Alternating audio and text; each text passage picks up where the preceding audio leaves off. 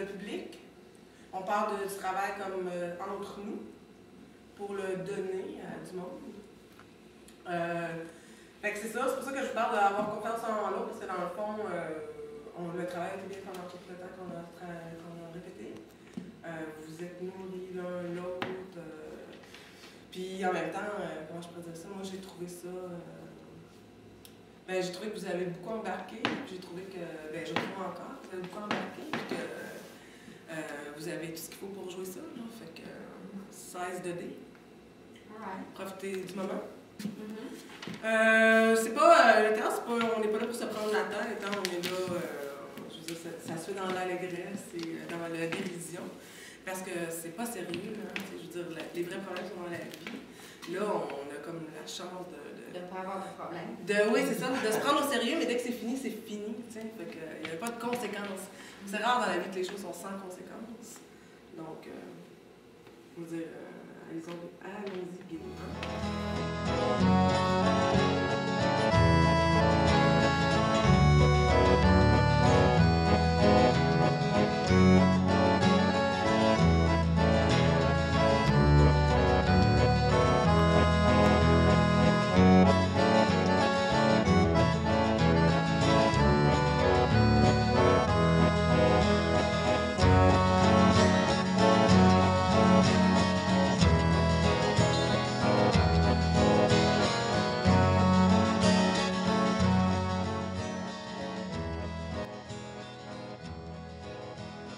Elle arrête pas de se faire speed, mais elle arrête pas de se faire speed, mais elle arrête pas de se faire speed, mais il faut qu'au niveau du langage, que je reste. Regarde, ça, c'est une de mes notes que je vais te donner. Ouais.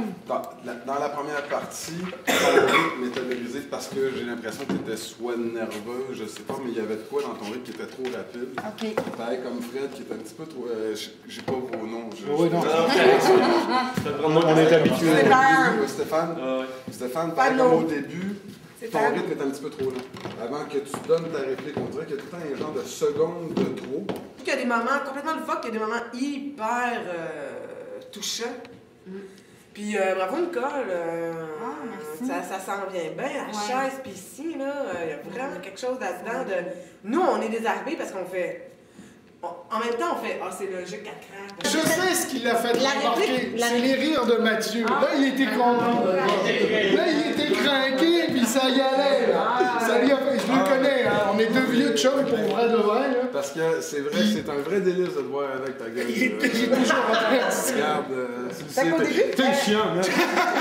Lui, là, il fait tout ce que tout le monde voudrait faire quand il y a quelqu'un qu'on n'aime pas dans un parc. Lui, il se donne le droit. Quand ils sont cons, ils regardent, ils sont fous. Puis l'affaire en plus de ça, c'est qu'il est tellement chiant que la partie où tu es avec Charlotte, où il y a un malaise, c'est sûr que le monde rit. C'est sûr que le monde fait. C'est le premier moment de fucking faiblesse que tu montes de toute la pièce, puis il est là, tu restes dans le personnage, puis tu piles par-dessus ton affaire, puis ça marche super bien. Attendez-vous à avoir énormément de sourires. Peut-être pas des rires à des éclats, mais énormément de sourires. C'est une pièce qui fait sourire. Il y a plein de petites réparties qui font comme Je trouve qu'ils font bien frère et sœur.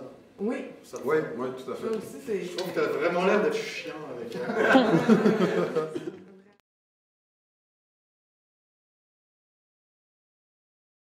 En fait, c'est Lionel et moi, parce qu'on avait beaucoup de plaisir à jouer ensemble en impro. On s'est dit qu'on avait le goût de faire un projet aussi. Je t'avoue, je ne me rappelle plus comment ça a commencé. Ça fait tellement longtemps qu'on a pensé à ça. C'est lui qui a proposé la pièce parce que moi je ne les connaissais pas, je ne connaissais pas les auteurs. Il me prêtait le DVD, je tombe en amour avec la pièce. Puis ce qui est très drôle, c'est qu'au début je voulais jouer le personnage de Martine, mais que Lionel et moi on voulait jouer ensemble. Puis Martine et Georges se parlent presque pas, donc j'ai fait le compromis de faire Charlotte. Ce qui était très dur. C'est un beau personnage quand même. Ah, mais je l'aime. Ça a été long, là, mais maintenant je l'aime beaucoup. Ça a été long? Tu l'aimais pas? Oui, pas que je l'aimais pas, mais j'arrivais pas à la trouver parce qu'elle parle presque pas, elle fait presque rien. Fait que je trouve ça dur de juste être là.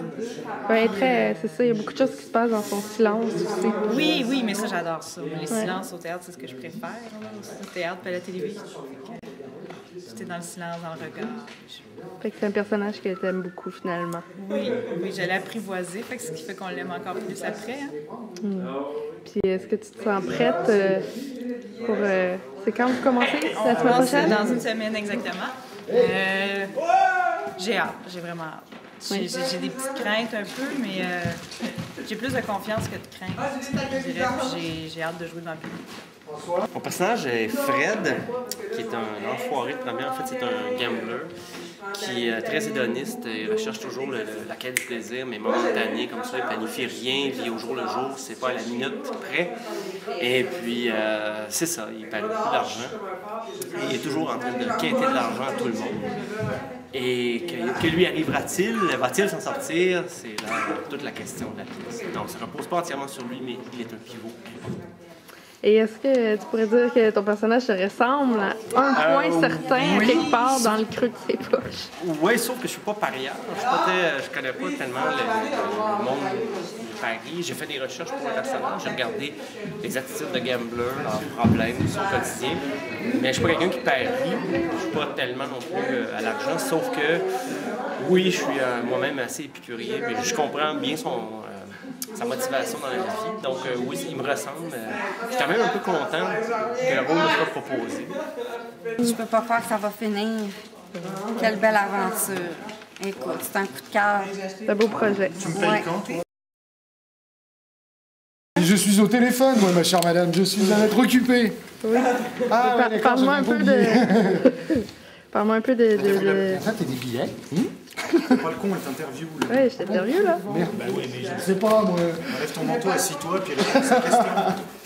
Alors, Monsieur François, que pensez-vous de votre pièce?